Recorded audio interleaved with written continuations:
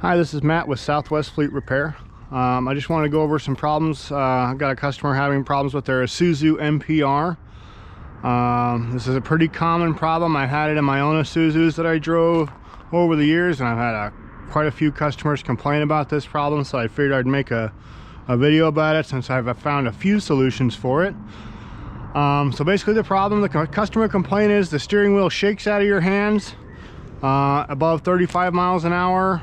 You basically got to drive below 20 miles an hour to get it to stop shaking, and then once it stops shaking you go straight. It'd be fine for a while until you hit another bump.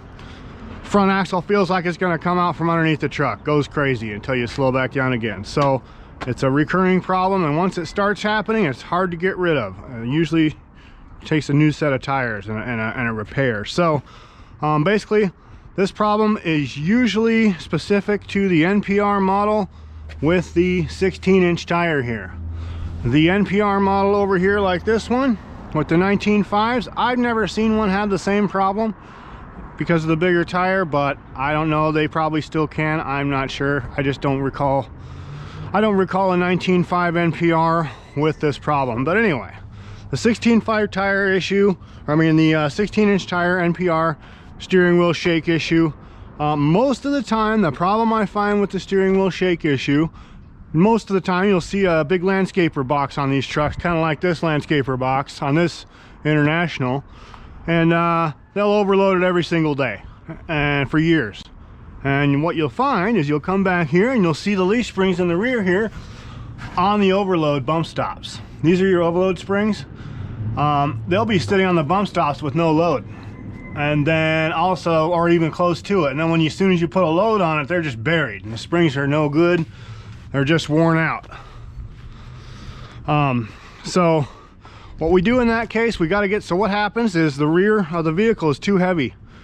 It just sinks the bottom down and it throws off all your alignment caster angles because it throws all the weight to the back of the vehicle, and there's no weight on the front tires when they're loaded.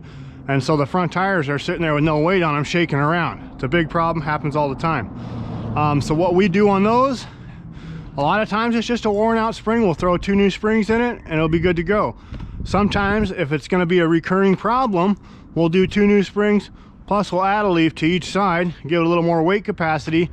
Most of the time that's going to take care of your problem. And to diagnose it, you'll go and look at those overloads with no load, and you'll see them sitting on there.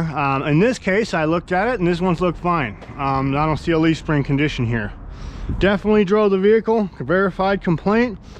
It is very bad. It's a death wobble. You know, you get in an accident driving a vehicle when they're this bad.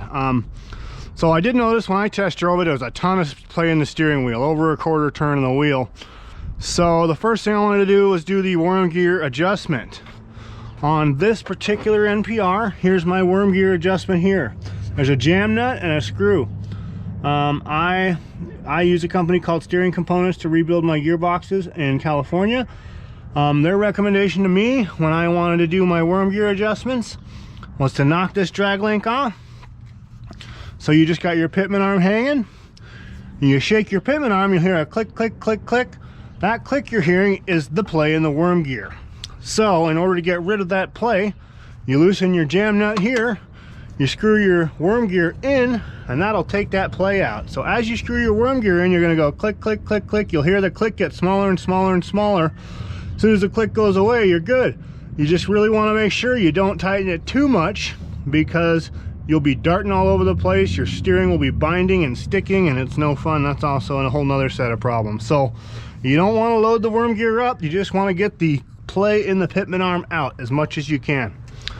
In this case, I did the worm gear adjustment. I noticed, a lot of the play was gone. I went on the test drive. I still had the same condition. It's kind of seemed like it got a little better, but I don't know. Maybe not. Definitely still had the same condition. So back to the drawing board. Next thing I did was jacked up the front end, shook it down. I checked my leaf spring bushings, my U-bolts, my steering gear mounting bolts, checked my kingpins. Nothing that stood out at me. Tire rod ends, drag link, nothing that stood out at me that was congruent with the problem I was having. I did notice some outer tire wear here.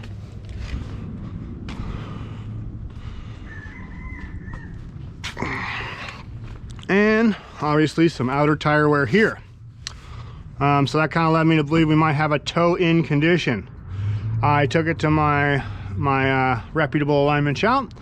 They put it on the rack. We were a 1/2 inch toed in. So we set the toe. Camber and caster was within spec. Here's the alignment specs that I got, if you want to look at them or read them, if you got time for that. And so we set them back to 0. Or we set the toe correctly, and I went for a test drive. Problem was gone. I could not get the steering wheel to shake anymore. I went over the same bumps I went over on my first 2 test drives. Problem's gone. In this case, we're down in the secondary rubber here, so I got 2 new tires that are going to go on this thing in the morning. But other than that, the problem is fixed. And generally speaking, on these Isuzus with the 16-inch tire, those are the 2 concerns. Those are the 2 things that are going to cause the steering wheel to shake out of your hand like that. And it feels identical. Both problems feel identical. So that's what I found on these Isuzus. That's my video for today. Thank you.